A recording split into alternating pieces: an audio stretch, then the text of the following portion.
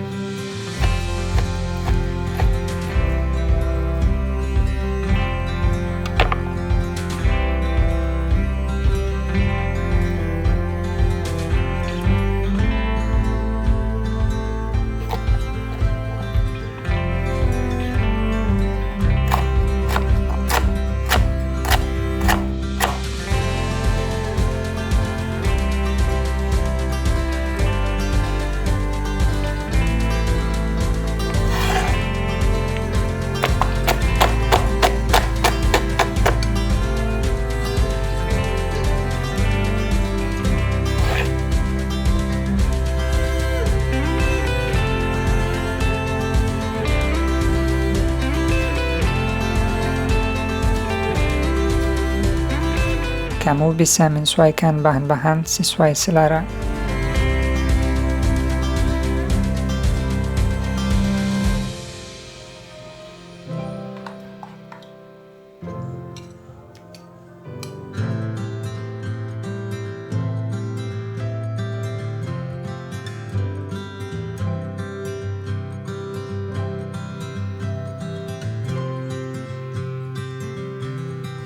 Saya merekomendasikan untuk menyajikannya dengan selai agar lebih enak. Coba cek resep selai tanpa pektin dan gula.